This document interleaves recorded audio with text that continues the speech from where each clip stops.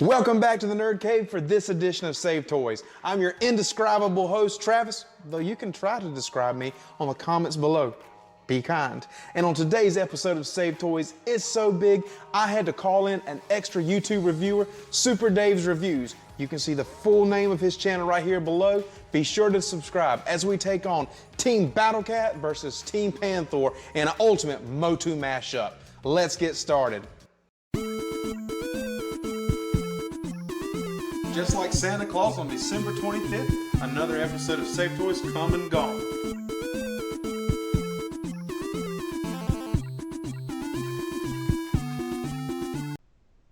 Well, as I said earlier in the intro, we're going to be having the guest host, David Bryan from SuperDave's Reviews, and we're going to have a grudge match on which is better, Battlecat or Panthor. So all things are a go, no holds barred. So David, why don't you start us off? Why is Battlecat so cool to you? All right, thank you. First of all, it's good to be with you on Save Toys, and I love the shirt. Thank you. And the Nerd Cave. This makes me feel like, in a small way, that I'm actually kind of in the Nerd Cave with you, maybe a little bit. And I love your background diorama. Every time I watch Sin of Envy, because I'm looking at your Castle Grayskull and the sky, I'm like, that's not even fair. Well, I broke a sweat this evening putting this back together. I was sweating bullets, but I enjoyed it. I wanted to put it together so we'd have it tonight, because basically the reason I love Battlecat is just his backstory, which is really what turned me back on, because I mean, I like, Masters of the Universe as a kid. When I was 7, 8 years old, and then I went into the direction of G.I. Joe, and so I've actually come back to Masters of the Universe as my favorite as an adult, really because I'm reading the backstories that I did not know when I was that young, didn't really want into reading. But anyway, getting to Battlecat, one of the things that's cool, of course, Cringer was the very cowardly companion to Prince Adam, and as you know, Prince Adam would hold up his sword aloft in front of Castle Grayskull there, and I gotta tell the story and say, by the power of Grayskull, and then he would, and He-Man, I have the power, and then he would point his sword. Whoops, Cringer fell over, which is kind of what he would do anyway. He's a scaredy cat. So he would zap Cringer, and then Cringer became the mighty Battlecat. Oh, see, so, hey, you're not in frame. Let's pull the Battlecat in frame right quick. There he goes. Oh, yes.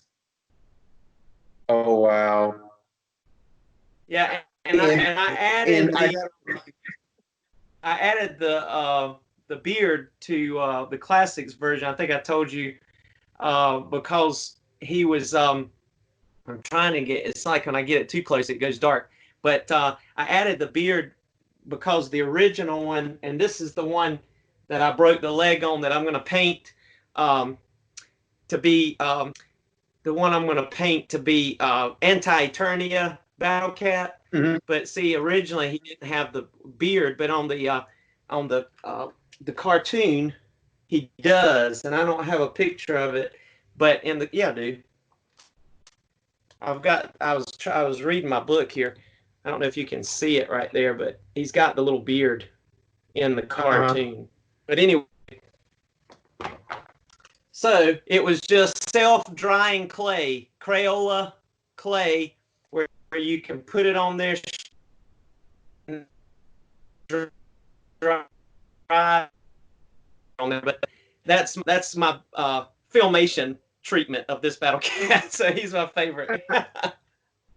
And I'm gonna use He-Man's power sword here, and open the drawbridge.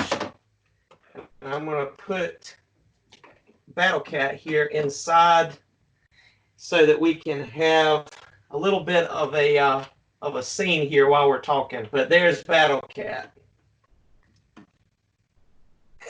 I love it. I love it. My history with this is about like yours. I grew up. I was born in '83, and my earliest remembers when I lived in Winton, North Carolina, was my dad gave me Castle Grayskull, He-Man, Skeletor. I had the battle armor of both.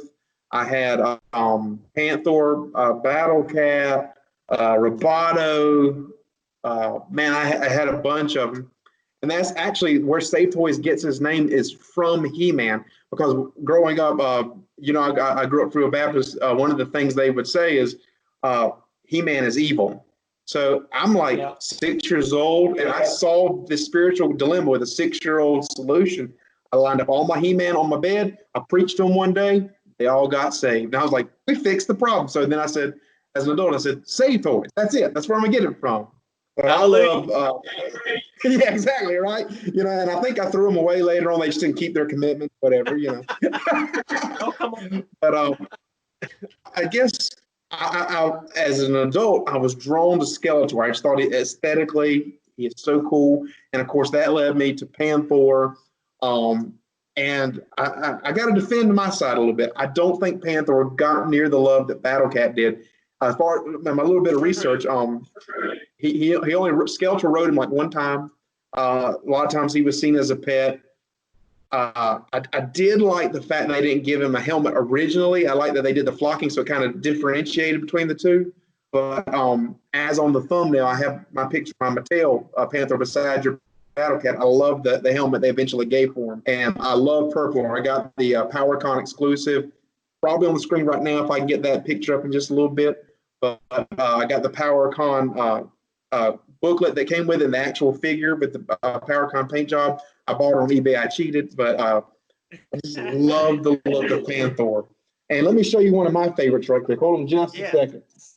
Get out of my curio cabinet. But this guy, Save Toys viewers have seen him a couple weeks ago. We did the video of how we made him, but this is my favorite. This is the Jumanji Panther. Yeah. And my wife did the shading around the beard and behind him. Coolest thing. These are one of the coolest mods, and it was dirt cheap. It was like $11 for this. Someone donated it. I bought some paint and just a cheap mod, but there's the eyes, man. My wife, man, she's a good painter, but that's my favorite. That's an excellent job. I love that. Yeah, I had seen somebody on Instagram take, I think that same, is that the tiger or is it a Panthor? A panther. It's a tiger. Panther. The Panther had like a gray color base coat, so it was so easy to work with. Cool. But I've seen one from that same movie that's a tiger, and it has the stripes, and somebody painted it green and put the yellow stripes on it, made a Battlecat out of it, and just put the old vintage gear, because this gear that comes on the Battlecat is a little bit bigger than the vintage gear, and it's but they put the vintage gear on that one, and it looked really good too. But that's a great idea to make a Panthor, even one without the holster, what do you call it? Not the holster, but the mount, or I can't think. What do you call a horse's harness? The saddle. That's it. Saddle.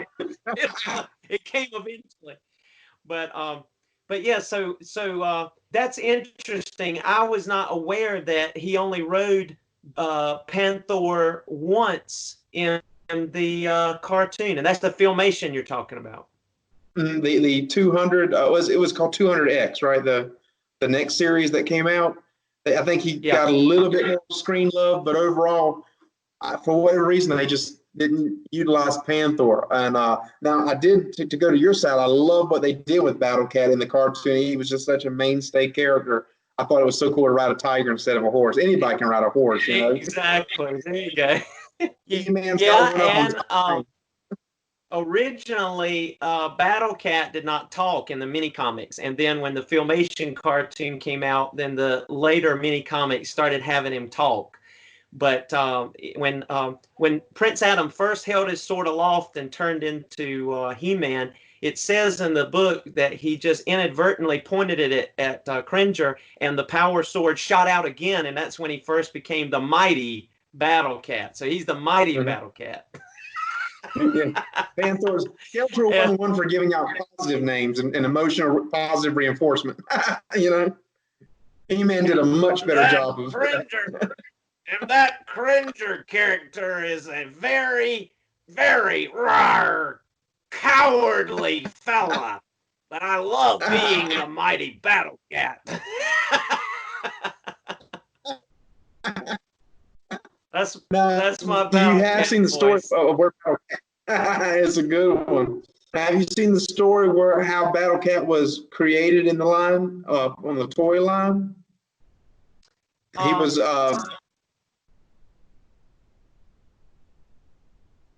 he was one of the big gym tigers, and they were running out of money to tool things.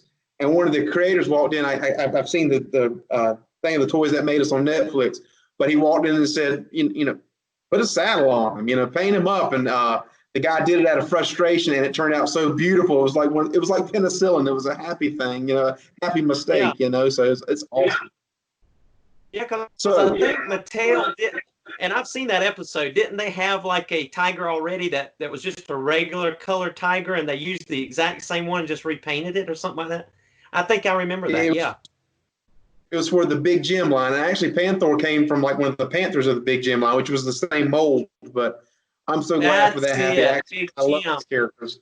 I didn't hear that the first time, but you're right. It was Big Jim. And one of the things that I think is just genius is the helmet. I mean, it was before its time in design. It's got some really cool, I don't know what you'd call it, you know, but it's just really cool helmet and gear, the way they shaped everything. I guess since you got your Battlecat out, I'm going to have to get my Panthor. Yes. I just got this guy. Did some photos. Oh man, I wish they had done this to begin with, but I also wish this one was flocked. And there's a rumor going around that you have a flocked Mattel Panthor. Is that true? I do. Yeah. And I can show it to you. Hold on a second. Unfortunately, I don't have enough room to set up a Skeletor thing at the same time. I thought about it. I was like, well, not enough room for that.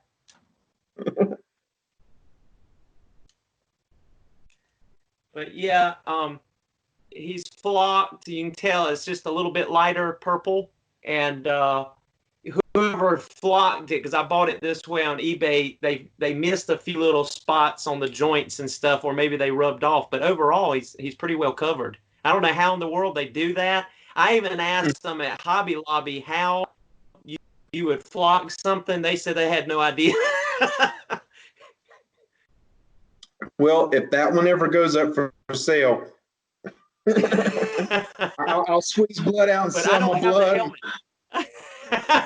I don't have the helmet at all. Don't worry about helmets, you know. Once you flock, never go back. That's right. Yeah, I love the fact that, and to me, even the places that they miss, like there's one back here on the thigh where it's not flocked, little scar. It's almost like battle wounds or something. Exactly. Battlecat got him, and yeah. Can you put him in the frame? I want to see a good close up of him. Yeah, can you squeeze him close? Let me see if I can get this light. Hold on a second. My window's blocking him too for some reason. Let's see. Oh, which way do I need to go? That's perfect right there. That's right there. I can see. Oh wow, yeah, that's amazing. Well, I think we both made our cases pretty good. I gotta ask you one more question before we go. Okay.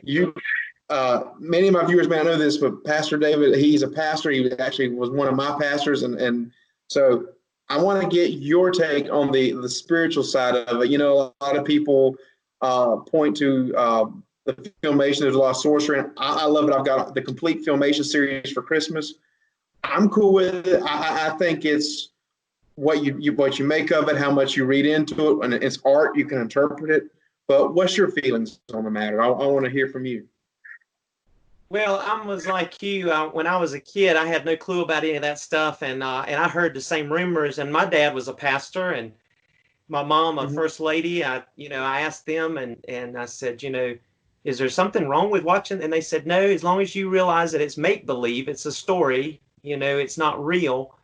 Uh, there's bad guys and there's good guys, and the magic is not real. The sorcery is not real.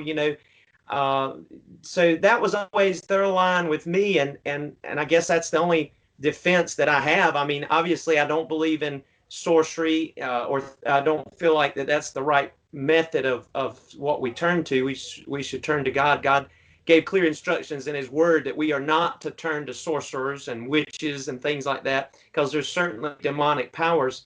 But in this is a hobby. It's no different than reading a novel in my Mhm. my view, of fiction. It stimulates the imagination. It's fun. I'm not worshiping them, or you know uh, trying to conjure anything up or thinking that any of that's real. It's just fun fiction, and backstories are just fun to me. Just to use your imagination and the storylines and building on one another. And I know there was some talk in the Filmation cartoon in some senses about demons and stuff, but it was never to the level, in my view, of things like Dungeons and Dragons, where the main characters became, responsible for literally, controlling a demon, or you become a demon master, and some of that. It didn't quite cross that line for me in Masters of the Universe. It was more or less they were the bad guys, and He-Man was the good guy, along with his crew. So to me, it was, and even in the same way of what they did, with Harry Potter, the same thing went through the church and the spiritual sense about that, because it was so real with the real actors and Mhm. stuff that people were uncomfortable with kids feeling like and getting caught up in that world of witches and sorcery. But again, if parents guide their children in the way they should go and let them know, look, this is fake, this is fiction, this is not real, this is a story, this is a novel, then I think that's my take on it anyway. Battlecat or Team Panthor? You decide. Again, thank you, SuperDave, for joining us for this edition of Save Toys. And again, thank you to all the viewers. Show your appreciation, please, to the channel by subscribing and helping us grow. Also, check us out at SaveToys.com and on Facebook at Travis Housley, Save Toys. And again, until next week, if you like it, collect it. This has been Save Toys.